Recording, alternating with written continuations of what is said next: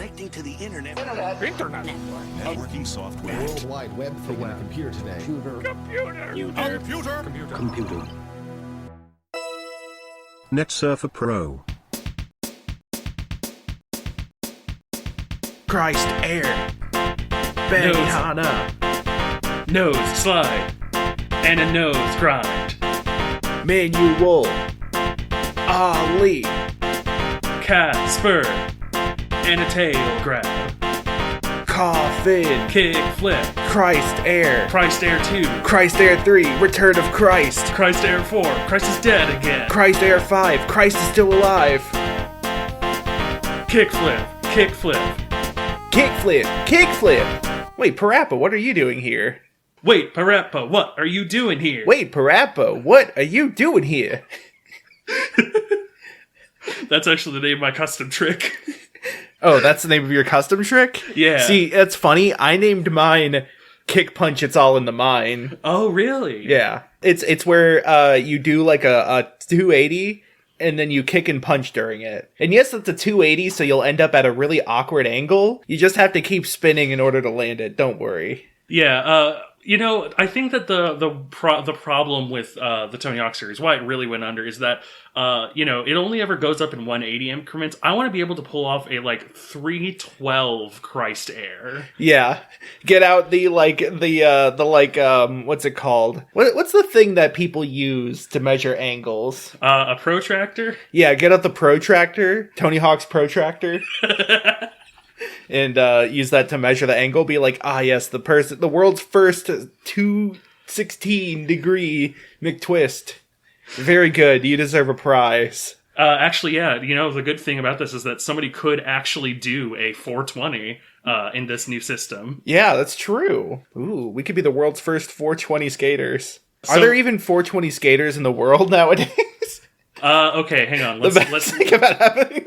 So, okay, all right, we've got Tony Hawk. Yeah. I think Chad Muska. Mm-hmm. Tim Pool used to do skating. Used to, but he doesn't anymore, right? Yeah, that's Or is it a Mitch Hedberg situation? No, I think it's just used to. Okay, Rodney Mullen, does he still skate? I mean, listen, Rodney Mullen does mostly manuals, and is that even real skating? Bob Burnquist? I think he burned his quist inventor a long of time the ago. Bob Burn twist. Not even joking. That's a real trick he does. That's actually great. I mean, there was a whole Olympic skateboarding event. Dropping the facade here. Slash real. Yeah. Slash serious. Slash SRS, which stands for slash Street Racing Syndicate. Yeah. Which is another PS2 game that we won't be talking about. Yeah, so we're Net Surfer Pro, or Worldwide through the World Wide Web. I am Matt, and with me is, as always, my co-host, Areno. Galen, Shaggy 2 Dope. No, that's a real person. Oh, sorry, Shaggy 2 Dop. That's right. That was my lookalike's name on Tomodachi Life. Yes. Yeah, so today we are going to talk about skateboarding, a thing neither of us have done. Yeah, as you may or may not have been able to tell from the fact that we didn't have a whole lot of skate tricks lined up for our intro. Yeah, I was just trying to think of tricks I remembered from whatever the thing we're talking about today is, whatever it might be. Yeah, hang on, let me see if I can't find where it... Oh, we're talking about a really cool, PlayStation and GameCube era game. Yeah, 2003 and 2005, I want to say?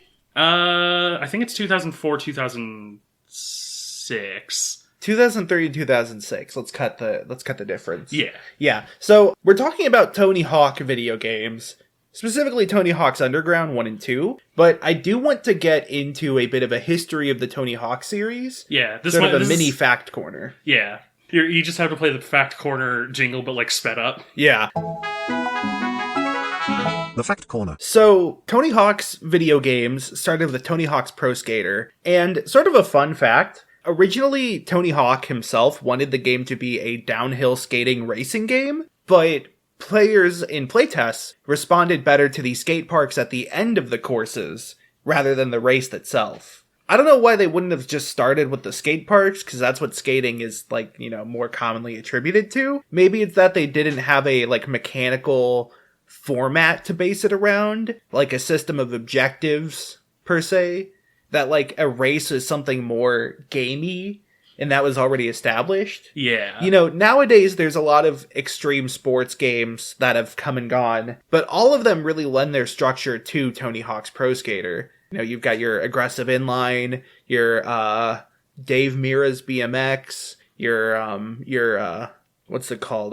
World Tour, the Razor Scooter game. Yeah, ATV Off-Road. Yeah. I don't remember his name, but there was a motocross game. Yeah, anything that has that like miniature sandbox style kind of owes its design chops to Tony Hawk. Yeah. And his Pro Skater. Now, it's interesting because some levels in the first Tony Hawk are linear and downhill based. There is the downhill jam level, but then there's also like mall. But more so than that, you know, you've got the style of going around sort of a skate park and completing different missions. You've got like collect the skate letters, do certain tricks either off of certain things or for certain distances, certain amounts of points. You've got the combo system where doing tricks in succession gets you more points due to a multiplier. I almost said multiplayer.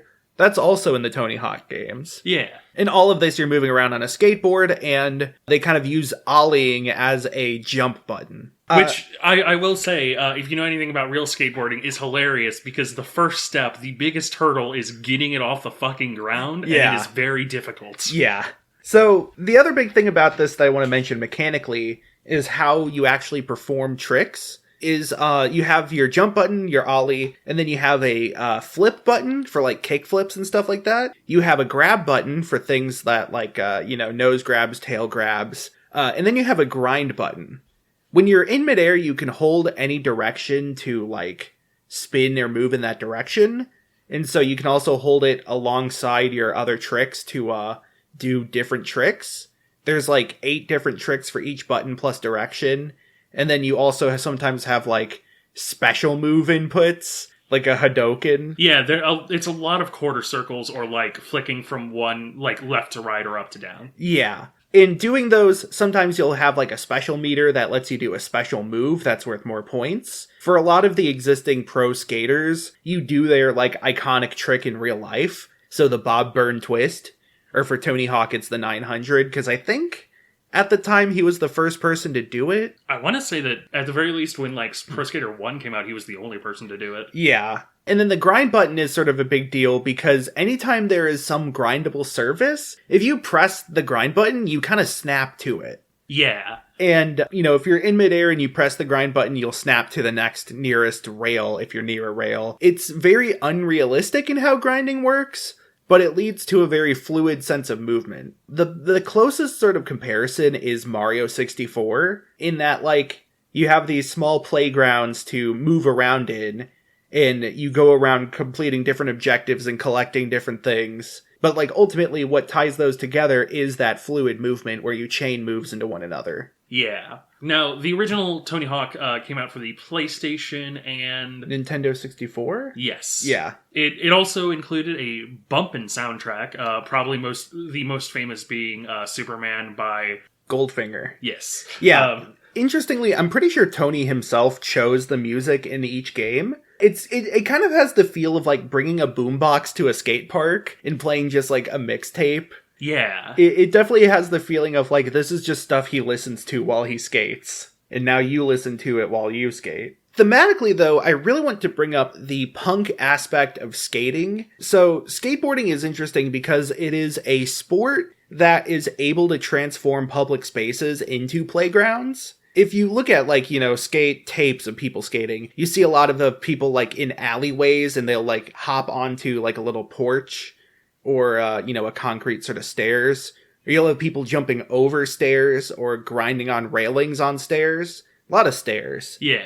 But I think that's interesting because, for one thing, stairs are hostile to wheels. And so it kind of is a fuck you to stairs. Yeah. Bring more handicap accessibility. But also, in general, it's this very punk idea of turning a place that is meant to be, like, kind of cold and lifeless into a vibrant, you know, expressive medium.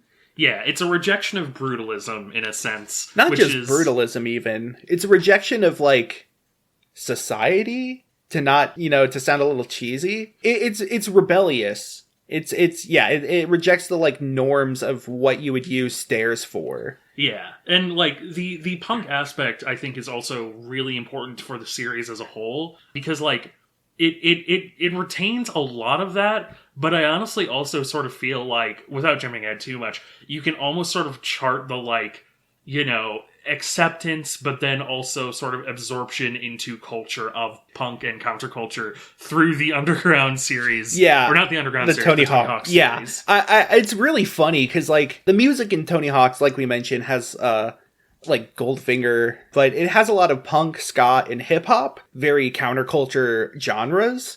But yeah, the acceptance of skateboarding and those genres into pop culture and then turning them into, like, corporate output is an arc that traces alongside how the games were developed and received. Yeah. And when the series started going downhill is when kind of, at least ska kind of started to fall out of public favor. Punk was played less on radios. Hip hop was doing fine though, but I guess there was a lot of other sort of rap genres at the time. But like what's interesting to me is that it does have that almost direct correlation. Yeah. Tony Hawk's Underground 1 and 2, which is what we're talking about today, they came out in the early 2000s after 4 installments of Pro Skater. And it's interesting because you can tell that the devs wanted to really improve the formula. They created games that were pretty ambitious in terms of like the existing skateboard game structure that they've developed.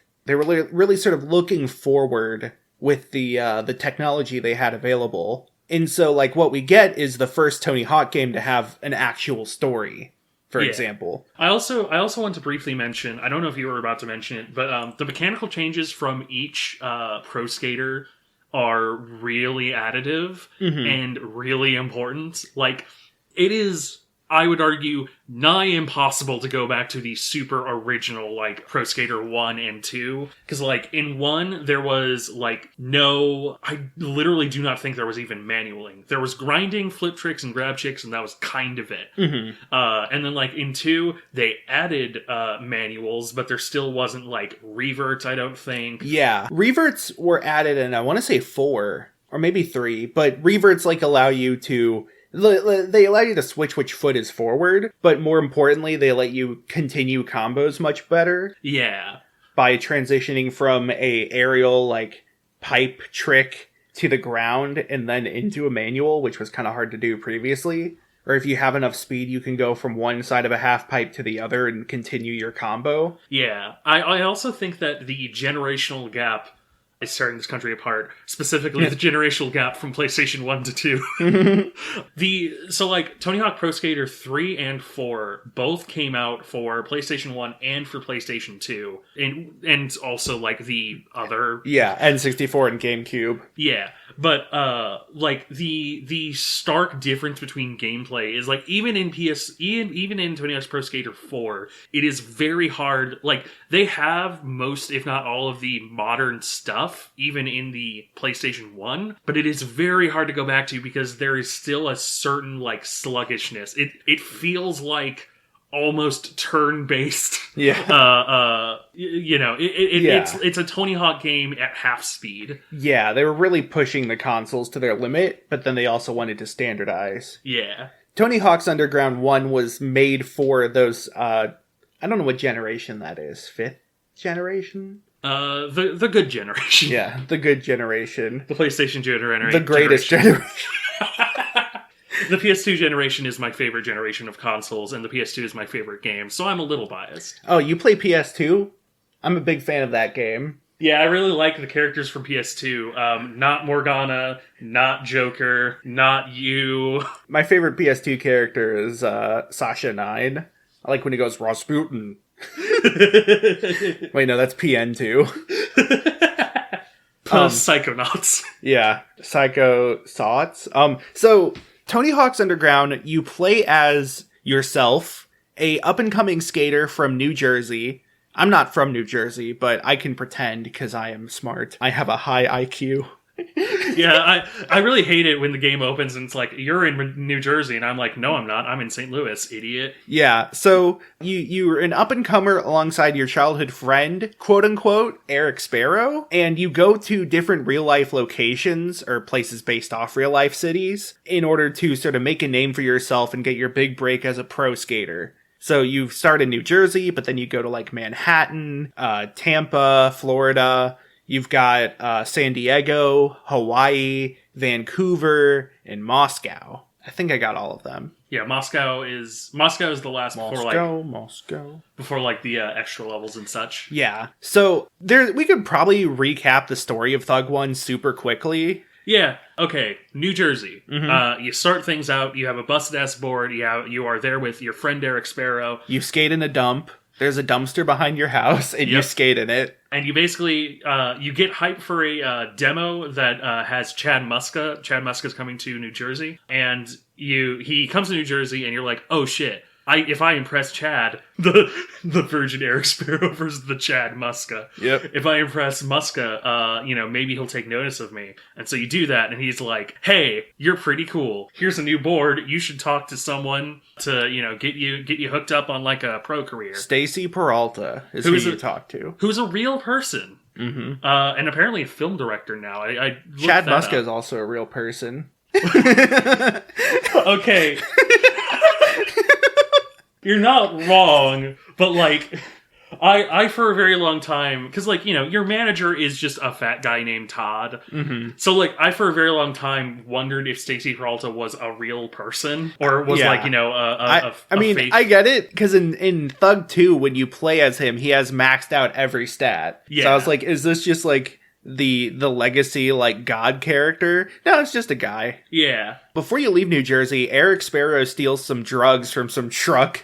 Like, drug lords. There's a whole gang that he steals from, and you have to get your shit back. Yeah. You do this by getting off of your board and sneaking. It has a stealth mission. Yeah, so one of the big things that Underground added was you can actually get off your damn board. Yeah. This makes moving around to specific places a lot easier. I mean, like, sure, it's kind of weird, like, oh, why would you skate but get off your board? But, like, there's so many, like, little passageways and stuff in the levels that it helps you reposition, or, like, if you need to turn around or go around a corner or something. In some of the older games, it's kind of hard to move around just because you have to be on your skateboard the whole time. Yeah. I really wish I would have had that for, like, Mall in Tony Hawk's Pro Skater 1. Yeah. Now, I will say, it is not refined in Thug 1. It is barely refined in Thug 2. Yeah. Honestly. We deal with it.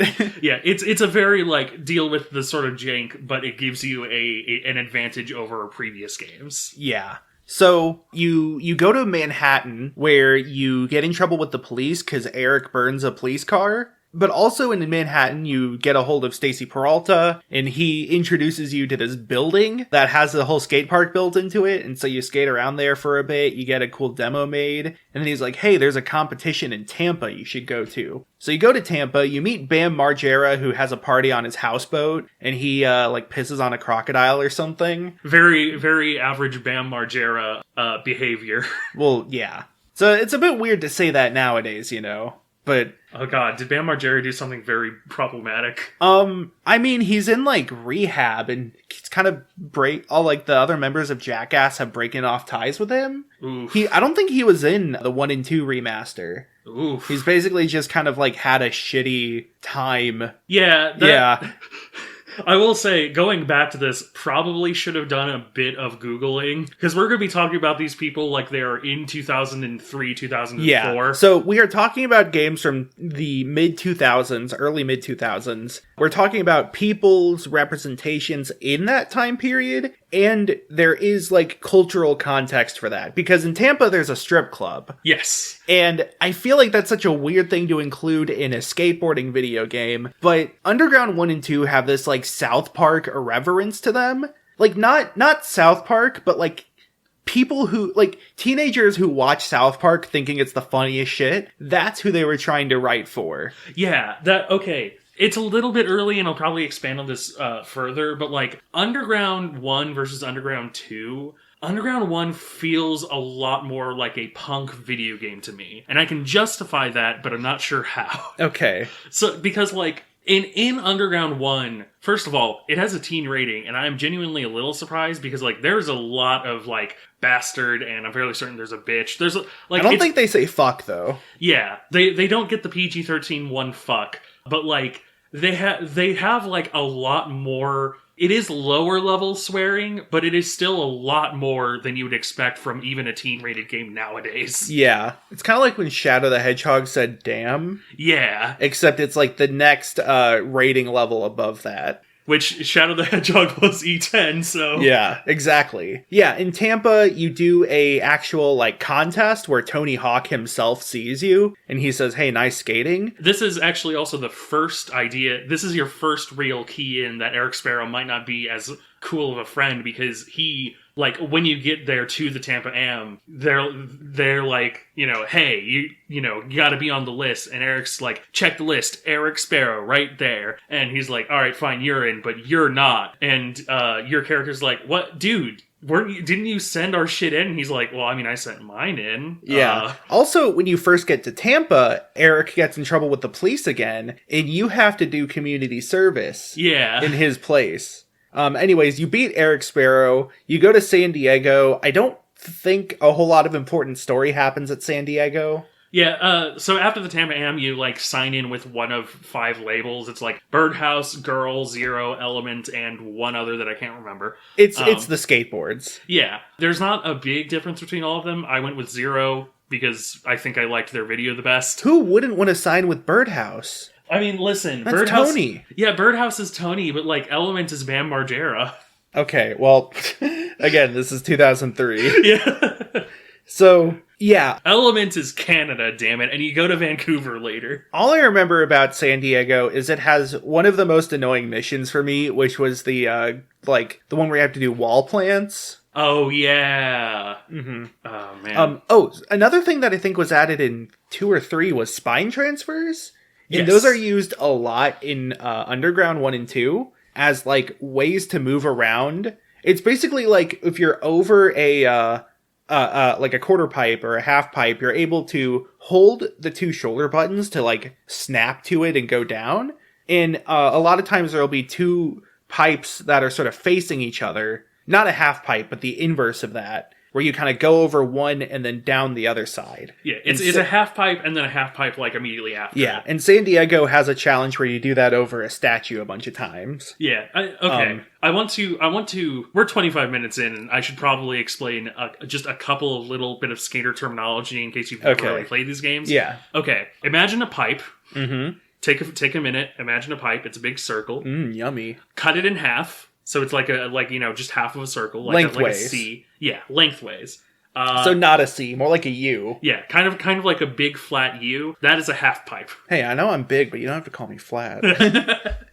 Yeah, so that's a half pipe, and then if you were to cut that down the middle, that's a quarter pipe. Yeah. Yeah. And that's really important for a lot of vert tricks. The difference between vert and skate is vert is a whole lot of, like, half pipes and sort of, like, it's more like a single, pool kind of thing, a single, like, pod. It's a lot of going up in the air and then coming back down, where it's street involves a whole lot more grinding and going from one place to one place to one place. There's also, like, a lot of smaller ramps, and I think they're called boxes, which are sort of like, I don't know, like polyhedrons that are on the ground. Yeah. Think of like an octagon, but then also turned into a pyramid. Yeah, sink the octagon in the ground, open up Blender, make an octagon, sink it in the ground. Cut a D20 in half, and then put that on the ground. Yeah, so... Maybe the reason that Jack Black was trying to find an octagon was so he could do sick tricks on it. Oh, hell yeah. You bet. So, after San Diego, you go to Hawaii, where you're going to film your promo video. And you do this, so you need to... First you enter, like, a competition. Then you need to do a cool trick into one of the pools at the hotel. So you buy a candy bar and throw it in the pool, and people think it's poop. And so they drain the pool water. That's another great bit of humor. Very funny, very ha-ha. Yeah. Fecal funny. But after that, it's like, no, that's not enough. We need to do something better. So, yeah, the The big thing, TM, is like your character after a while, you and Eric have had spats because like you and Tampa Am, and he's like, yeah, I got in, no thanks to you. And after a little bit, it's like, hey, let's make up a little bit. And so he's like, hey, I've been filming some sick footage. And you're like, oh yeah, I have this cool spot. And so you have to find a spot, and you find a like really, really high up building that has really, really good, area for footage. And you do some tricks, but then there's, then the police are like, hey, get down from there. And there's a helicopter. It. And Eric is like, dude, we gotta bail. And you're like, no, are you kidding me? This is the perfect opportunity. And you do a fucking McTwist over a goddamn helicopter. And it's the coolest moment in any video game. Yep. It's maybe the game's greatest legacy. It genuinely could, like... I would be surprised if like a McTwist over a helicopter was not like a Cards Against Humanity card at this point. Yeah. So you do that, and is it that and then Vancouver? I'm trying to remember when the events from this point on really kind of spiral. Yeah, so you do that, then it's like, oh hell yeah, we got the sick footage, and you go to Vancouver for the film premiere. Which is supposed to show off all the sick footage that you've gotten, including the fucking sick-ass McTwist. And you set up, a bunch of the film shit, and you, like, get to the film premiere, finally, and you're like, oh shit, did I miss my time? And the other guy who you've kind of been talking to in the team is like, you weren't even fucking in it, but Eric's shit was awesome. He did a fucking McTwist over a helicopter, and you're like, that was my trick! Yeah. Eric fucking steals your footage and claims it as his own. And so he goes pro, and you're still an amateur. Yeah. But there's a Slam City Jam that's happening in Vancouver. A big skate competition. Yeah. And so you go up, and you're like, I'm a pro. And the person's like, you're not really on the list. And you're like, the list is a problem. Yeah. Impossible. The archives are incomplete. And so you win as a pro despite being an amateur. And so your manager, Todd, I think... Your amateur manager? Yeah, your manager is like, what, you can't do that? And you're like, fuck you, I just did. And he's like, well, I guess you just did. You're a pro. You get to design your own deck, which is kind of cool. Mm-hmm. Then you go, I think that is that is Moscow. Yeah. So you go to Moscow, I think with some other pros. You not only get in trouble with the police this time, but you get in trouble with the Kremlin? Yeah. Because, like, Bam Margera fucks a tank or something. Okay, so one of the best lines in this game is, like, after you open... Oh, also, actually, sorry.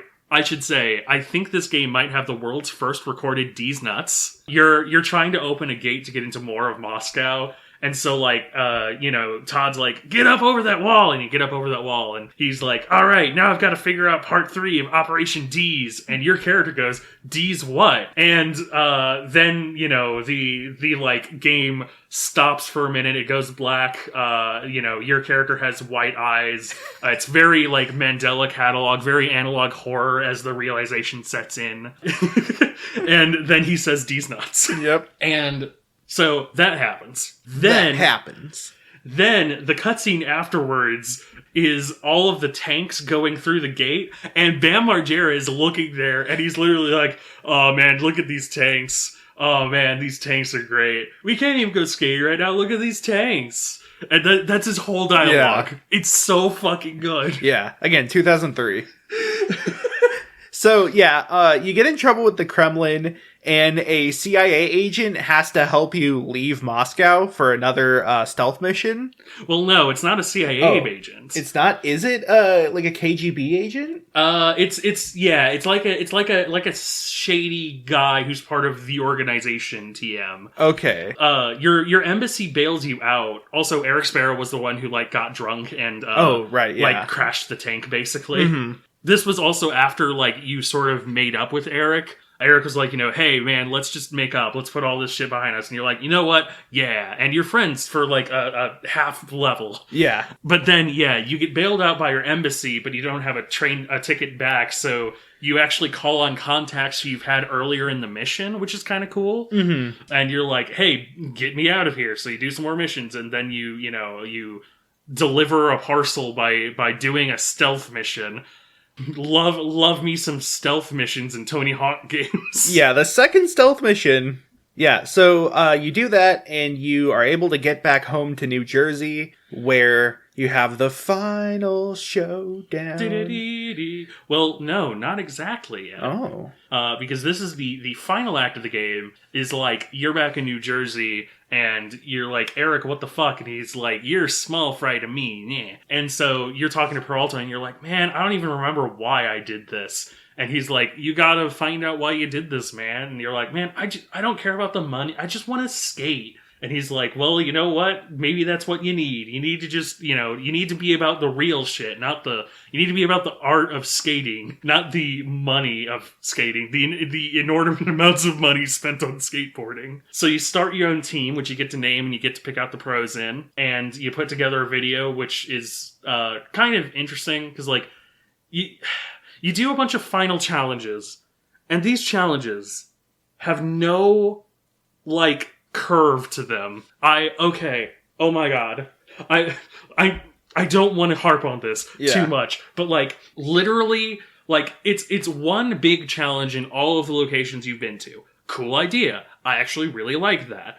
Especially because it's like a perfect little, like, final hurrah before the literal finale. Okay, fucking San Diego is like you got 4 minutes, and there's 4 like ramp to ramp transfers that you need to do, or 8 ramp to ramp transfers you need to do on normal mode. Go find them and do them. It doesn't point them out. The hard part is finding them. Took me like 1 or 2 tries to actually find all of them, but pretty simple. Okay, New York there are 44 objects, and you've got 2 minutes to find all of them. And a lot of them are in a line, but a lot of them are in different lines. So you're going to have to go across all of New York to get them. Yeah.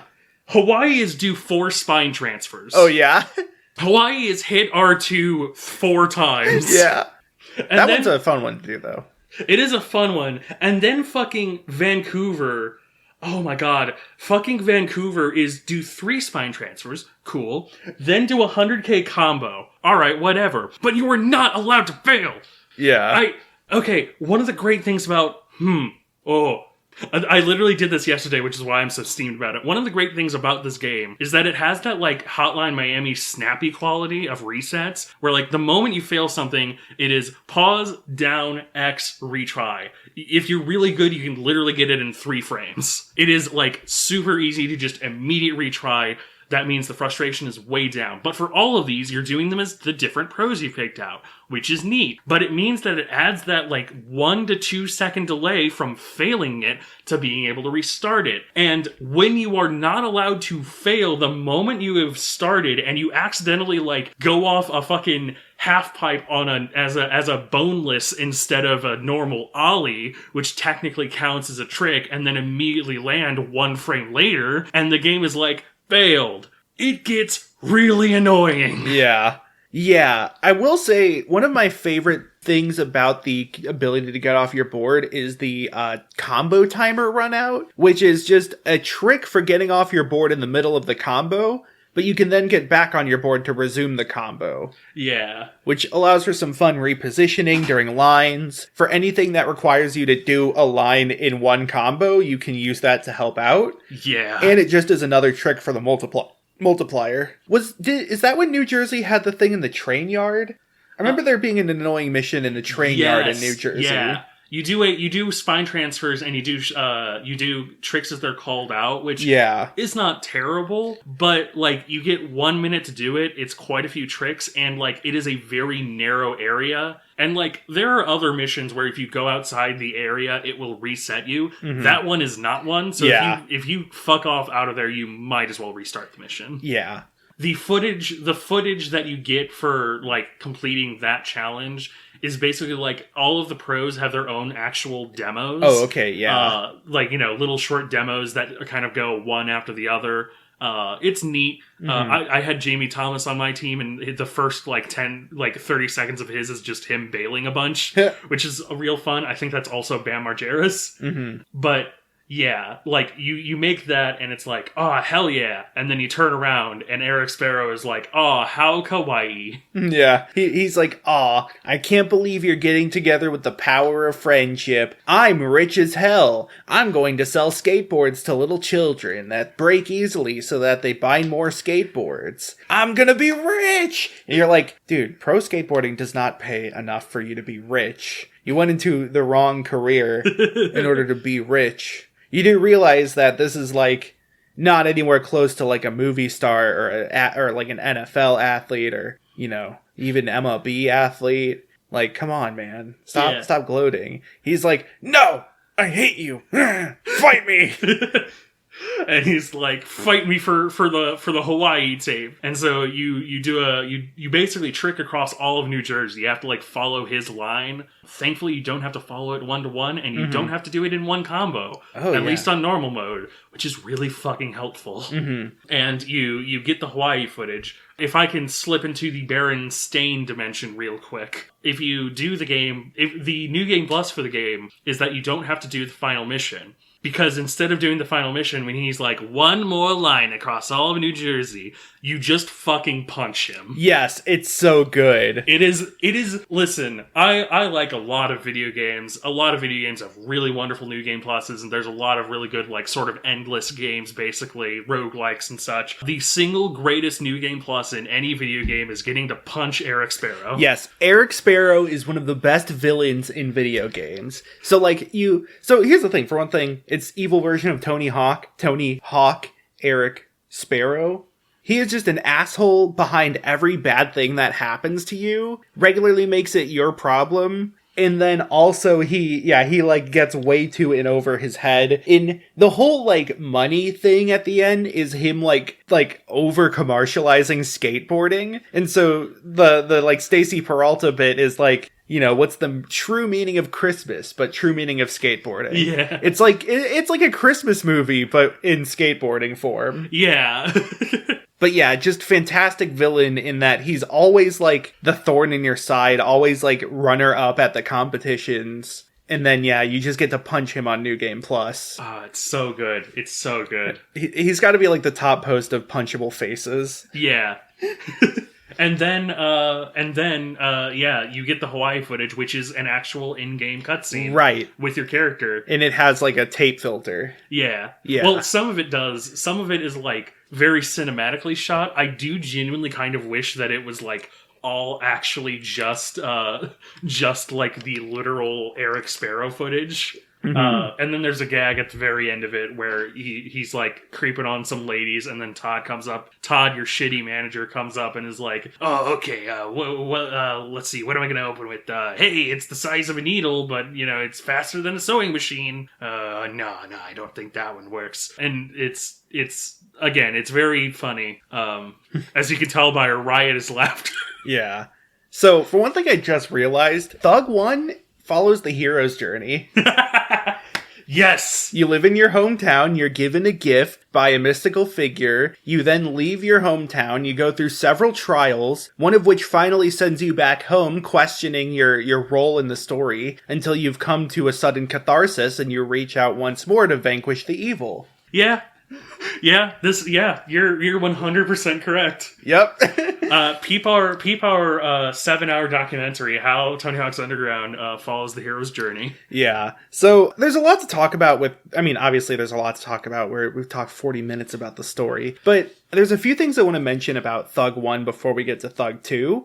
One of which is that one of my favorite things in video games is like tiny hidden places. That maybe not even hidden places, but small places that have a lot of detail that feel like a crafted like nook in the game. A lot of my favorite games from this era of video games have a lot of those like tiny nooks, and Thug is no exception. I'm a big fan of like in Manhattan, there's like a hotel room that you go to that just looks pretty nice, and you can do a big jump out of it, which is really fun. There's also like a memorial area that looks really neat. There is, we didn't talk entirely about the strip club. I still think it's really funny that there's a strip club in the game. Yeah. Here's a little piece of trivia for you. So if you go in the if you go in the actual doors, like, it's basically sort of like a bowl that you can, it's a bowl half pipe at the top of the strip club. But if you go in the doors, then you come out on the bottom side and a little message pops up that says 4 hours and $400 later. Very funny joke. It's a joke. But here's what I want to say. Here's as an adult in the year of our Lord 2021. First of all, your character's default age is like 16, so let's just bump that up to 18 for this example, because otherwise it would be a little bit... Also, there's actually a bit in Moscow where, like, an actress from the circus is like, I could do this trick where I put my my leg between my head, and you don't need to know the rest. And, it's very like, this is a game for teenage boys. But as an adult, I can't imagine spending $400 on a new PC, like a new PC part, without just, crying and spending, like, at the very least, spending a year saving up for that kind of purchase. Where the fuck does this, like, not even amateur skateboarder who isn't signed to a team, who constantly has money troubles, because money troubles are a consistent part of the game, how do you have $400 to spend on a strip club? Yeah, Tampa also has one of my favorite small places in video games, which is just like a house with a window and a roof you can break and go inside. You can't go inside the house, mind you, just the roof and the window. What is it? There's another one. Oh yeah, Hawaii has like this like shopping center with a tree in the middle. That's always really fun. Yeah. But Hawaii also has a secret, and I kind of love the secrets in these games. There's some, like, Easter eggs. I know there's a few in the second one in particular that I remember because I just played it. In Tony Hawk games often have hidden areas to uncover. But Tony Hawk's Underground 1 in Hawaii has a tiki head you can go into where, like, you go into hell and you collect a thing that unlocks a secret level. Yeah, which is really fun. It unlocks Venice Beach from, I think... 2. 2. Yep. There's a few unlockable levels in kind of other hidden places. There's also a Kiss level, as in the band Kiss. Really big in 2003, especially with the preteen crowd. Yes. Yeah, no, there's a Kiss level where if you basically collect the letters of Kiss, you, like, light them up, and it's basically collecting them. If you collect the letters of Kiss, you unlock a tape, which is like a music video of theirs, I think. But then if you do it again, you unlock an in-game concert, which is actually kind of cool. Yeah, it's actually kind of neat. Like, yeah, they play a couple, I think, like 1 or 2 songs, and, like, their actual models sort of walk around and, sing it, quote unquote, and, like, it's actually a really neat little thing. Yeah. Also, another first for the series, Thug 1 added cars and vehicles. Yeah. Every level has a vehicle you drive. So, like, in New Jersey, it was just, like, a car. In San Diego, I think Manhattan had a hot dog vendor. San Diego, I think, had, like, a tractor? Or was it somebody with tomatoes? I don't remember San Diego. The only one that I really remember is Vancouver. Right. Because the car controls are like something of a criticism of the game. Mm-hmm. I think that the actual cars do not control terribly. They are not ideal. I have played worse racing games. Yeah. But there is a leaf blower in Vancouver that is like momentum, physics-based, and, like, just slow in general, and you have to do 2 missions with it. Wait, did Manhattan have a nut dealer? Oh my god. Which is, of course, my favorite Toby Fox game. Yeah. Actually, yeah, it had the nut dealer. Yeah. Because you destroy nuts with, like, a beat-up junker. Yeah. Tony Hawk's Underground, I think, like I said, it's very ambitious for a Tony Hawk game. They really did a lot to change the formula. Like, every mission, for the most part, has, like, a in-universe reason to exist. Like, it's not just collect skate, do a trick. It's like, do a trick for a person, collect donuts for the cop. Yeah. You're skating this line so that you can put up posters. Thug 1 says ACAB. Yeah, Thug 1 very much says ACAB. That's pretty good. They do have secret tapes, but those are more as, like, Easter eggs than, like, do this to unlock the next level. Yeah. There are only 3 classic levels, and they are School 2, Venice Beach, and the hangar from, I think the... 2. Oh, they're all from 2, huh? Yeah. 2 is, I guess, two kind of is the, like, de facto classic one. Yeah. Yeah, it's interesting, though. Like I said, it has a story, which the other ones didn't have. It's much more about, like, the experience of being a skater at a professional level. Like, the other ones have, like, the pro skaters have skate competitions you go to that are, like, meant to be real skate parks. But, like, normally pro skaters 1 through 4 are more about, like, if this was a place in your city, you could go there and skate there like this.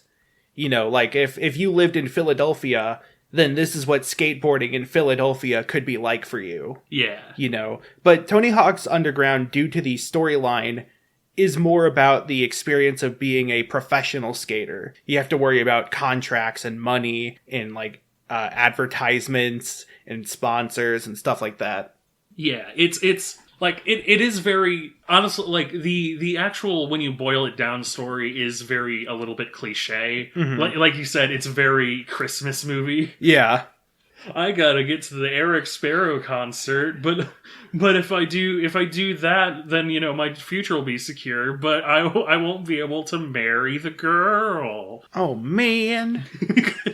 But like, you know, it's a simple story. But at the same time, like, especially for a, like, first story for a Tony Hawk game, it's, you know, it's kind of good to keep its simplicity, but it also uses, like, that doesn't mean that it's a boring story. Yeah. It is really, really fun, and, like, it is really, really well told. So, Tony Hawk's Underground 2 story is, I think, less of a story. Yeah. So, Thug 2 opens with you getting kidnapped.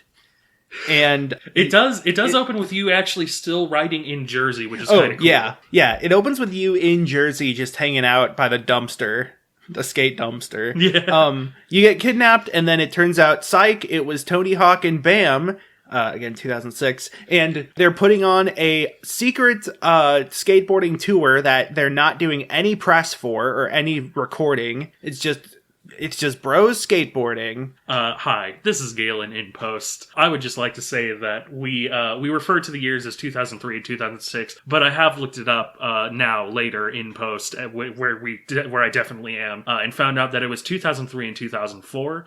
03 was Thug 1 and 04 was Thug 2. So there's actually only 1 year between these two games, which is kind of cool. Man, I love how Thug 2 came out in 2006, in the year of our Lord, 11/21/2021, when we are recording this. Yeah, they really took their time to improve on the sequel after that. Yeah. So, yeah, basically what happens is it is a, like, competition in, like, a sort of Amazing Race format, where there's 2 teams, Team Tony, Team Bam. You are last pick on the dodgeball draft to join teams, and so you join Tony's team. And you go around the world to different locations getting points by doing different challenges. And at the end of it, whoever has the most points wins, or whoever's team has the most points wins. I just had a terrible thought.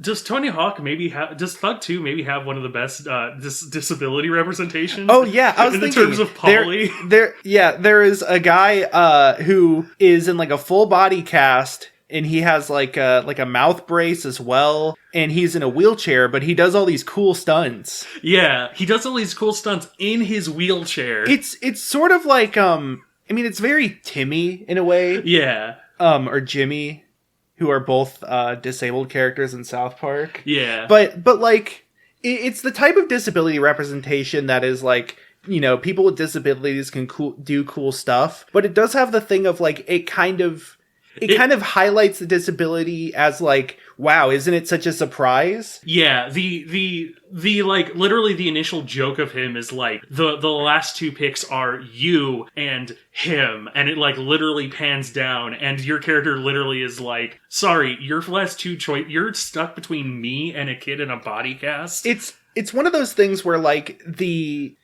jokes that are made with it, or, like, the storytelling makes him out to be, I think, cool representation maybe, but the way it's used, like narratively, isn't cool to me. Yeah. Does that make sense? Yeah.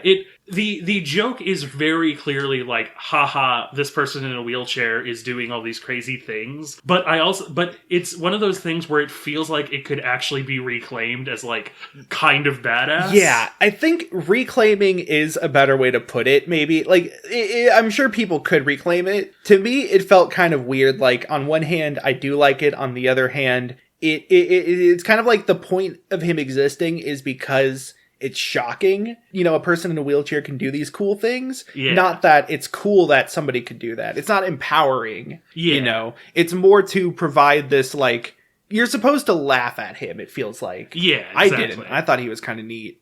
Especially when he recognizes you as real. I'm real. So, yeah, you go through a more like real life places, doing, you know, different tricks. There's less of a storyline to what you're doing in each level. It's kind of framed as just like, hey, we're here, do some cool skate stuff. Yeah, the crux of it is that, you know, it's a competition and things have point values, so like you have to get a certain number of points in order to like beat the other team TM. Yeah. And so, you know, where it's like, you know, hey, if you find Jesse James, who's in Berlin, the first level, then, you know, that's 50 points. And then if you are Jesse James, if you jump over cars, then that's another, you know, set of points. Yeah. So from the start, you can play as pro skaters. The idea being that they're also on the same team as you. You have to find them first. I left everything I own in one piece. Hi, I'm Rodney Dolan. I have everything he owns. Yeah. So yeah, you have to find them out in the wild first, but then when you play as them, you get kind of new objectives for them. There's also like hidden objectives. There are secret characters in every level, and one of the challenges is to find the secret character, but then also the secret characters have their own points. Yeah. So like is it Boston? Yeah. You find Ben Franklin, but then when you play as Ben Franklin, he has his own Ben Franklin challenges, TM. Yeah, there's 4 characters in every level. It is your player character, the pro character who, in most levels you get to choose right before who your pro is for that like area. Mm-hmm. The secret character who is on a skateboard, and then the secret character who is on its own vehicle. Yeah. So for one of them, it is Steve-O on a bull, like a mechanical bull. Yeah. Real talk, the Australian one. Yeah, okay, so go ahead. Yeah, so in Australia, after a bit of like fucking around with a guy with a crane, you find an Aboriginal person on a go-kart. Yeah. I don't know if I can comment on this. I actually have quite a few Australian friends, and I really should have, like, messaged them, like, hey, this feels sus. Is this... I'm going to default to, yes, it is kind of sus. It feels the same thing as Polly, where it's, like, the juxtaposition of somebody doing a cool thing, because, like, you know, he has a cool go-kart, but the representation, on the other hand, also still feels stereotypical. Yeah. Yeah, it's... I would definitely defer to people from Australia, especially people who are, you know, minorities in Australia, to actually comment on like a moral judgment or something.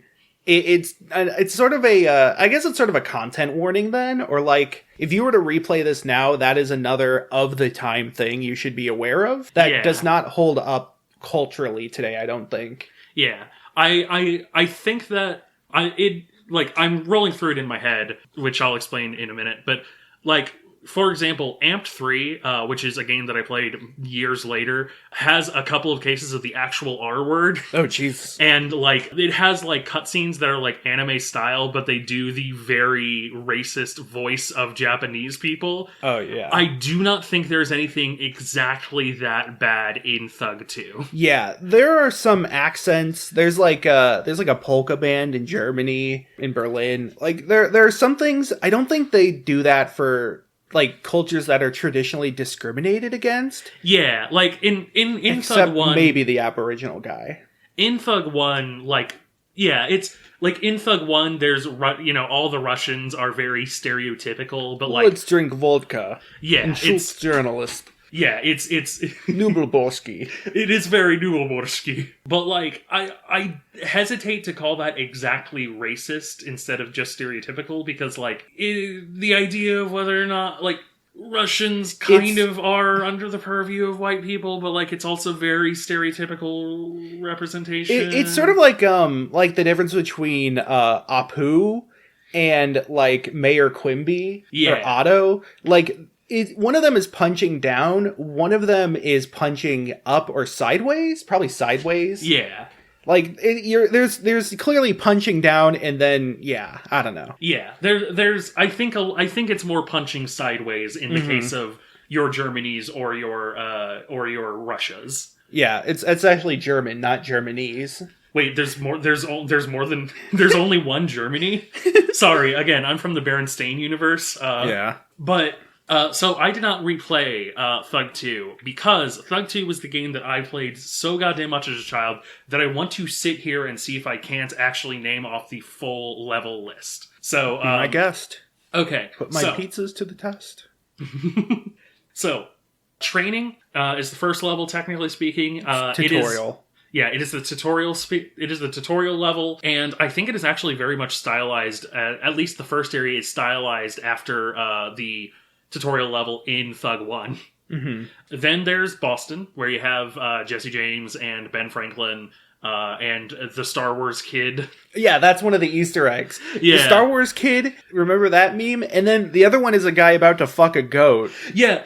There's I want to say, I don't remember who did it. I think it's like Odd Header. It was either that or Easter Egg Hunter. Yeah. One of the two. But like, the goat Easter egg like pops up in basically every Tony Hawk game from like 4 onwards. Yeah. Yeah, so we got Boston with a guy who wants to fuck a goat. We've got Berlin, which was the level that I was actually stuck on for much of my childhood. There was not Berlin, sorry, Spain. Yeah, Spain was cool. Spain is really cool.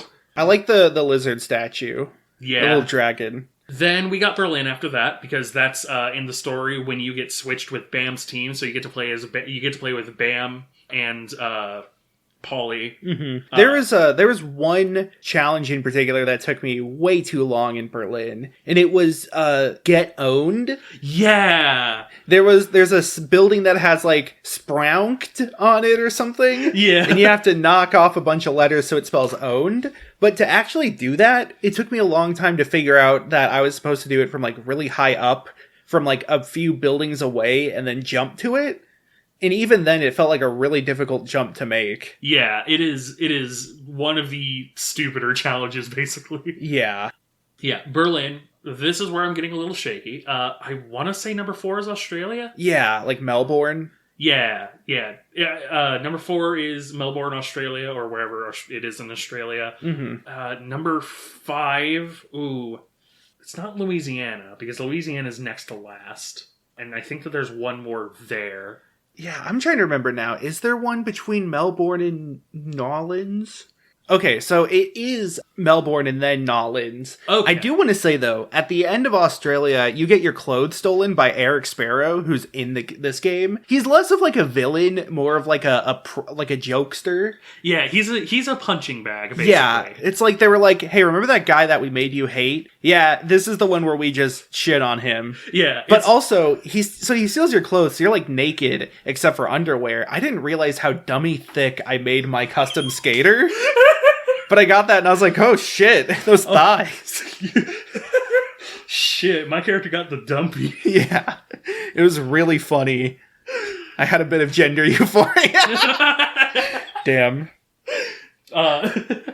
Side plot note as well. So there's a character named like Nigel Beaverhosen or something who like wants to be the only one able to like actually report on this. And he convinces your guys by saying we'll foot the bill, because the original like bet is that like whoever loses has to pay the bill for the entire trip, and so Nigel is like, I'll pay the bill instead, I'm a wacky character. And so your thing in Australia is like, Eric steals your shit, and Bam's like, oh my god, you're so stupid. Here, put on Nigel's clothes and go like piss people off so people are angry at Nigel. Also, Australia had another one of those levels for me, which was the Scare the Pigeons. That took a really long time. Yeah. You had to scare a bunch of pigeons in one line, in one combo, and it just took like really careful grinding. Yeah. The Thug games, so the Pro Skater games had stat points that you put into your abilities. The Thug games have a like Bethesda Elder Scrolls style of the more you do something, the better you get at it, but you have to do it better each time. So like if you hold a lip trick for longer, then you get better at lip tricks. But to get the next level in lip tricks, you have to hold an even longer lip trick. Yeah. It's honestly a really, really fun system. It is kind of neat, yeah. I liked finding all the different ways I can boost my stats and trying to go for them. Yeah. Yeah, so we got Australia. Then there is Nolans, which you can turn into, like, literal hell zombie land. Yeah, there you open some graves and, like, a witch doctor shows up, and then he raises zombies. I want to say it is Hoodoo Brown, which I think is a actual, like, voodoo, like, guy. Like, he's a god of the dead or something. No, it's Baron Samedi. Baron Samedi is his name. Oh, yeah. He's in Smite. Yeah, he's an actual hoodoo, like voodoo figure. Yeah, well, this has one of my favorite jokes, which is that to steal them, you do a Christ air over an angel statue. Yeah. That is so brilliant. It is like really fucking funny. So good. Yeah. Yeah. I do also like the spine transfer into the giant, like, daiquiri. Yeah. That's a really fun trick to do. The end of that level is that New Orleans also has a strip club. Yes. But this one has a fan that blows you to the roofs. Yes, and in every level there's a throwable, like in Spain it's tomatoes and shit like that, or in a lot of levels. I don't remember if it's in I think it's in every level. Well in Mardi Gras it is beads, which if you know anything about Mardi Gras in New Orleans, if you know any pervert lore, if you give beads to drunk ladies, they will show you their tits. So if you throw beads at drunk ladies, they lift up their shirt and a sensor bar comes off. Again, very funny. Oh, when I played it, I did not see a sensor bar. Maybe I was being respectful and looking not at their tits.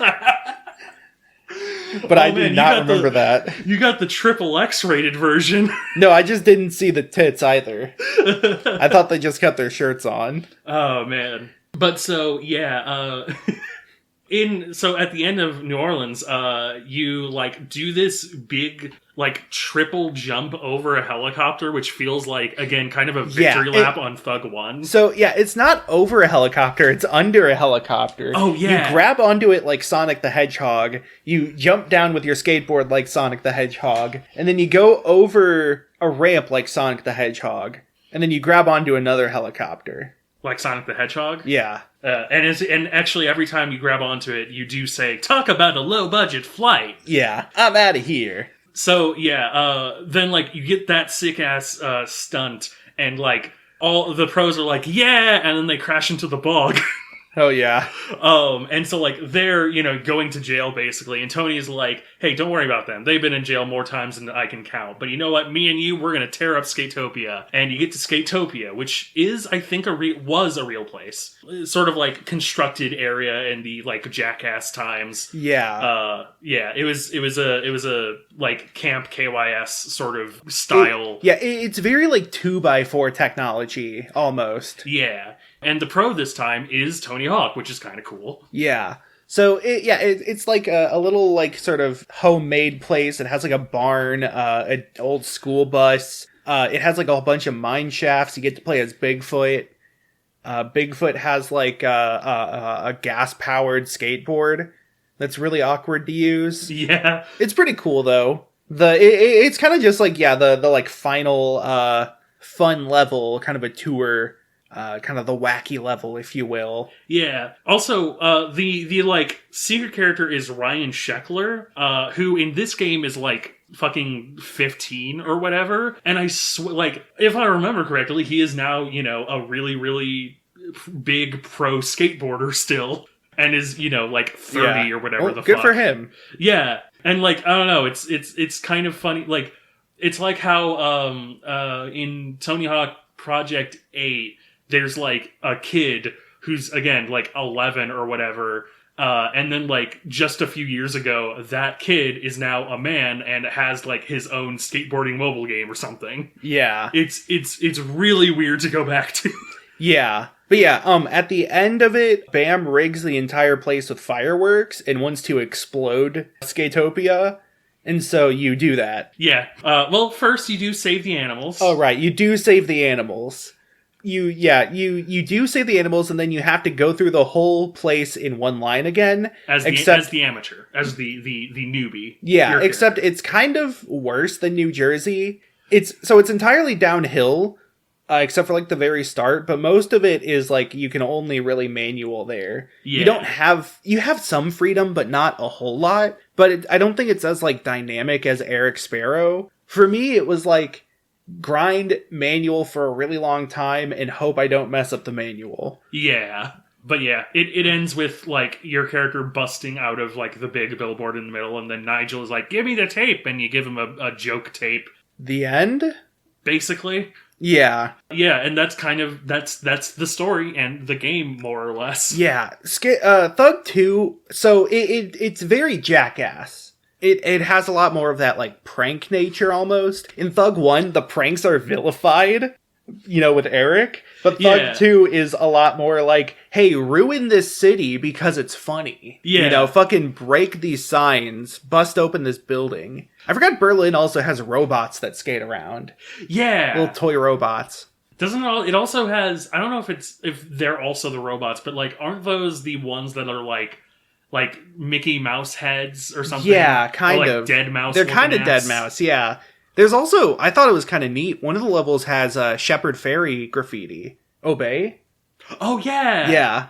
I just thought that was neat. I don't remember which one that is, but that is cool. Yeah. One of the consistent goals in every level is tag over spat, and I love the spat signature so much that I genuinely want a tattoo of it. Yeah, because like it is very iconic. You get into a spat with spat, but yeah, it honestly feels a bit more like a Jackass game than a Tony Hawk game. Yeah, Bam is kind of the headliner. Yeah, he's one of the main like characters that progress the story, but even then it feels like he has more say on the story than Tony.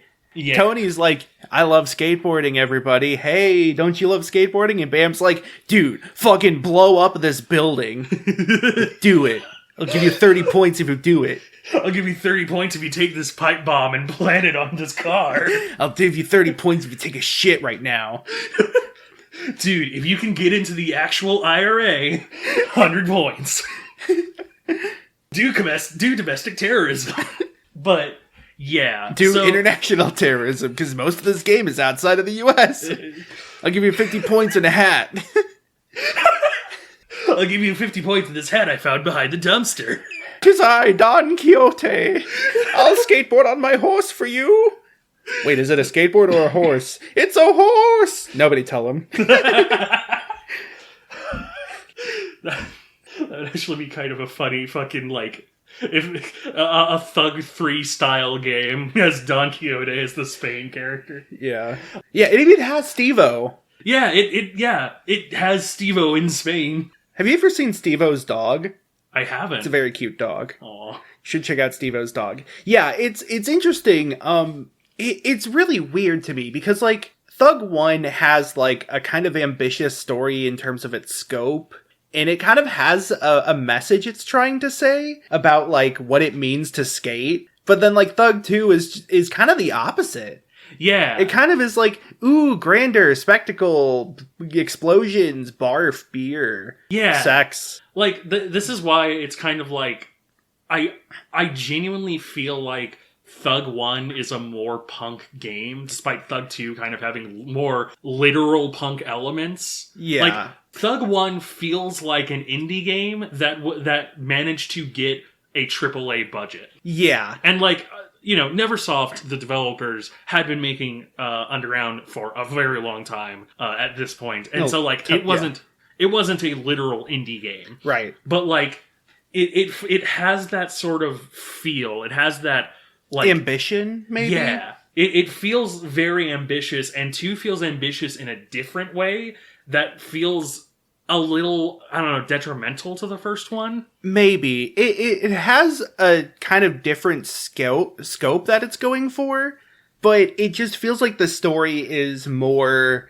sort of self like aggrandizing, you know? It's more about like, hey, we're so cool skateboarders. Yeah. It leans a lot more into the like irreverence for irreverence sake or for comedy's sake rather than like literal, you know, ACAB in Underground. Yeah. Like the fact that there is a lot of anti-cop stuff in Underground makes it feel more punk as well. Yeah. Now, I will say, neither of them are as punk as Tony Hawk's American Wasteland, where you literally, like, you know, break apart public, like, buildings and turn them into a skate park. Yeah. You basically build your own skate commune, kind of. Yeah. As in literally build. I'll have to go back and play Thaw now that I played Thug 1 and 2.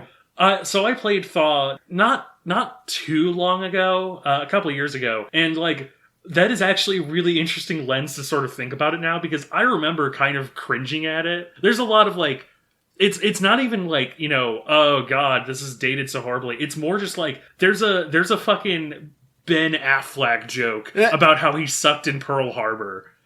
In terms of, like, a character whose name is Ben Hoofleck. And a character literally says, ha, you really showed that Hoofleck dude. He sucked in Pearl Harbor. And, like, but, like, in a sense, though, that's also sort of more punk, because, like, you do a kickflip over Ben Affleck. Yeah. Like, that is sort of literally just sort of more, like, fuck authority than, like, even number one with ACAB. And number two has a kind of, like, you know, a sort of, I don't know, like, grander fuck authority, but the fact that it doesn't have really a face, it's more just, it feels more just like, hey, we're a bunch of rich punks, so we can get away with whatever. Yeah, there is a thing where you have to distract a cop by, like, flattening his cop car with a giant boulder. It's right after you bust open the wall in Australia. Yeah. That's, I think, the only moment, really, that takes that stance. And even then, you do that by, like, harming a blue-collar worker. Yeah. It's like, that guy's just working. Actually, yeah, no. Like, I feel like the big difference is that Thug 1 feels like an underdog story. Thug 2 feels like a bunch of rich assholes destroying shit because they know they can get away with it. Yeah. And I want to also say, like, side note, that is, number one, we do not exactly know anything about a lot of the people in these games, so that is not, like, an indictment of them specifically in this instance. If they've done other problematic shit, 2003. Yeah, 2003, 2004. I know 2006. I do follow Tony Hawk on Twitter. Tony Hawk is still a really cool dude. Mm-hmm. Tony Hawk says trans rights. Yeah. There's a trans skater in the remake. Oh, that's super cool. Yeah. But, so, like, you know, not an indictment on them. Also, not really even an indictment on Neversoft exactly. Like, I fucking love Thug 2. Mm-hmm. Like, you can analyze media and still enjoy it all the same. Yeah. We're not saying that. But it's just sort of like, in retrospect, Thug 1 feels more like the sort of pinnacle of, like, the counterculture era of Tony Hawk's Underground. Yeah. Going back to that point from, you know, the start, Thug 1 feels like the pinnacle of the counterculture, and Thug 2 feels like the corporate, like, marketing of the counterculture. Yeah. The people in marketing that are like, hey, we can sell to this demographic by adopting their concepts and becoming, you know, like a commercial culture. Yeah.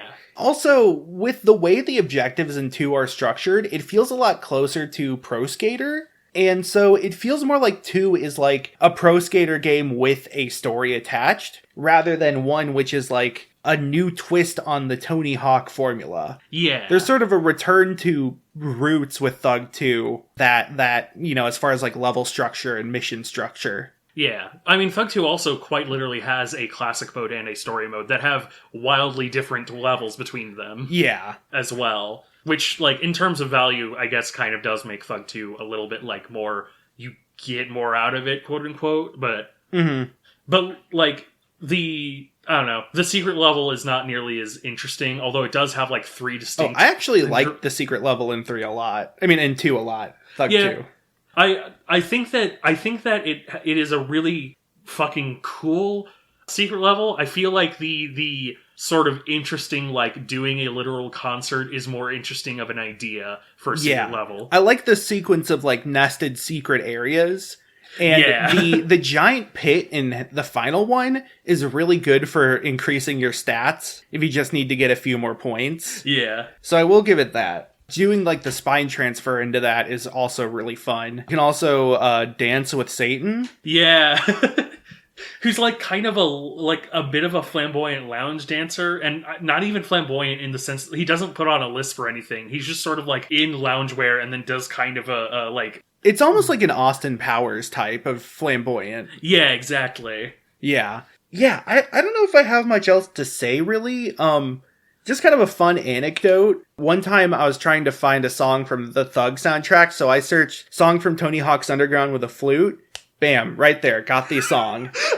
Imaginary Places by Bus Driver. Imaginary Places by Bus Driver and Day at the Races by, I think, Jurassic 5 is their name. Are like the two best songs from fucking Thug 1. I'm a big fan of California Babylon, and is it just Viva La Revolution? It might. I think it is. I'm trying to remember the ska songs. I know Thug 2 had a Less Than Jake song that was good, and it had Fall Back Down by Rancid, which is one of Rancid's best songs. Even though it's not one of their like ska songs, it's a lot more punk. Yeah. Actually, you know what? Here's another thing. The soundtrack... So the soundtrack to basically every Tony Hawk game is fucking top-notch. Mm-hmm. The soundtrack to 1 also very much hits that underground... Like, No Revolution, fucking... No Revolution. No Revolution, Imaginary Places. Damn it, there was another name that I had in my fucking head. Oh my god. I would have to look at the Thug 1 soundtrack again. Yeah. Like, it feels more underground to me personally. Whereas Thug 2 has a lot... Like, it has a lot of punk influence, and, like, it has the ska, it has the rock. It also does sort of have, like, a little bit more, like, crowd pleasers, but I do not say that in anything even approaching a, like, negative manner, because Thug 2 is my favorite soundtrack. Thug 2 also has Rise Against. That's kind of cool. God, Thug 2 has The End of the World. It has So It Goes. Fucking Ring of Fire. Wait, what?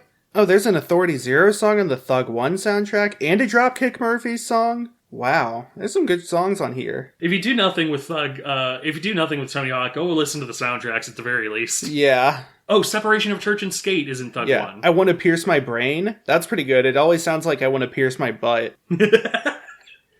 There's, of course, a Sublime song, a song by The Clash. Pretty good.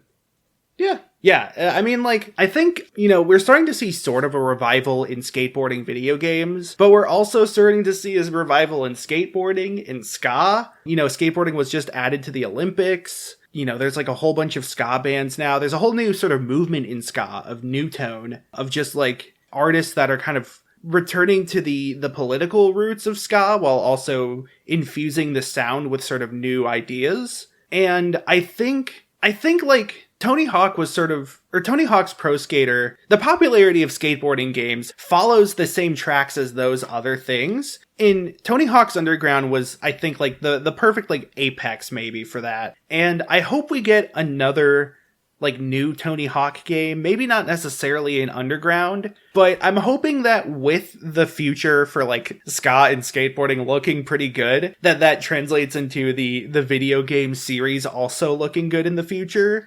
Yeah. I think though, like, Thug is such an interesting time capsule that I almost don't want a Thug 3 because it would compare to these other games that are like the perfect representation of their period. Yeah, like, I don't want a Thug 3. I want another Tony Hawk's Pro Skater game. Skater XL is sort of like a return to Skate. I have no idea if it is good. I've heard it is pretty damn good, but it has been on my wish list for a very long time. Skate 4 was confirmed. Oh, it was? Yeah. Holy shit, what? You didn't know Skate 4 was confirmed? No! Yeah.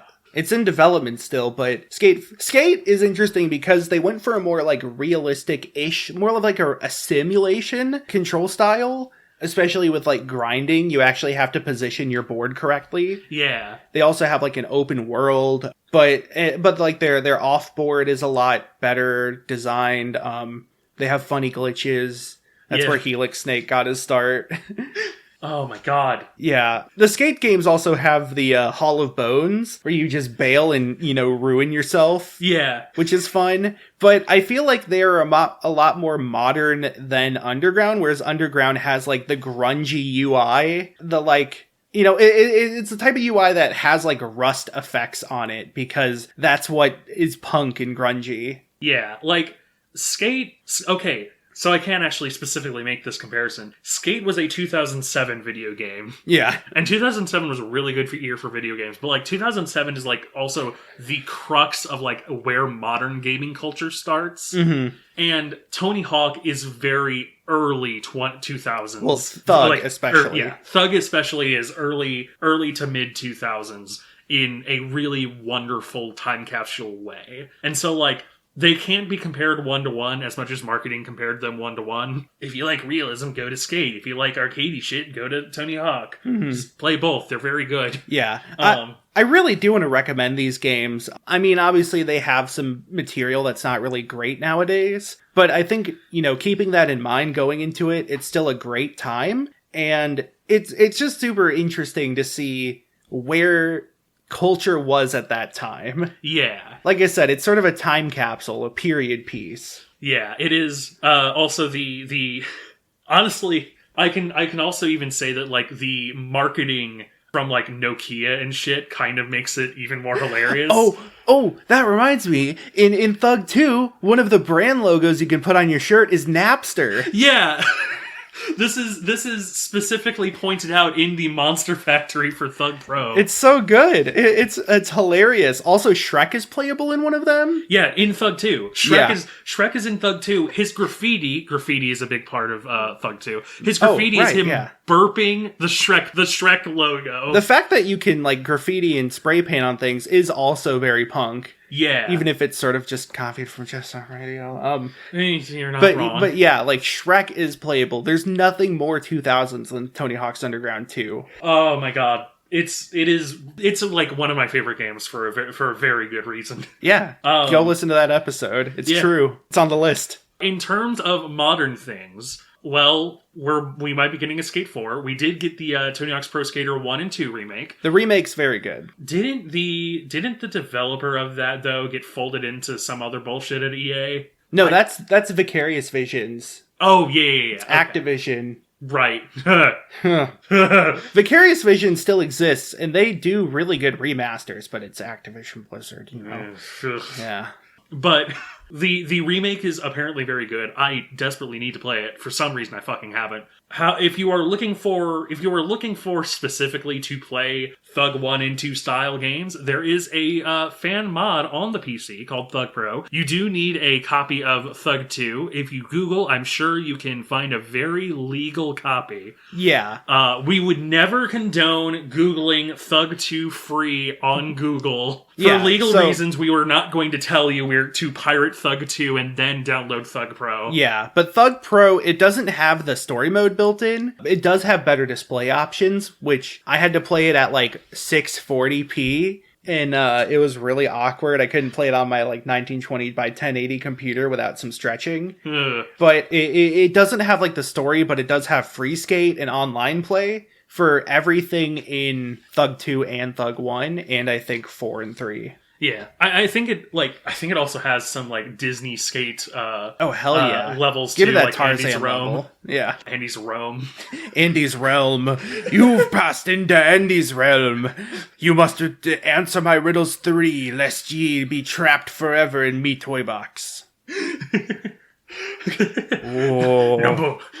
Number 1.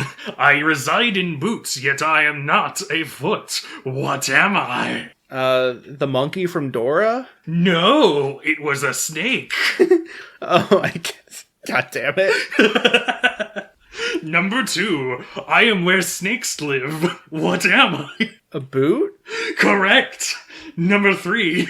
What is the airspeed velocity of a self-bound unladen swallow? African European. Oh, I'm not sure. Ah! Okay, this has been NetSurfer Pro. You can find us on Twitter at NetSurfer Pro, where we post teasers for our upcoming episodes. I did a double teaser for this and our next episode, so see if you can figure out what the next episode is. I'm telling you, I constantly feel the stranglehold of not having enough bird emojis. Enough different bird emojis. I have to substitute for another bird and hope people understand. Yeah, like, you can't, and there is no Birdman emoji, which is also a big problem. Birdman. Yeah, that would be good for both of these. He is a Birdman, a Hawkman.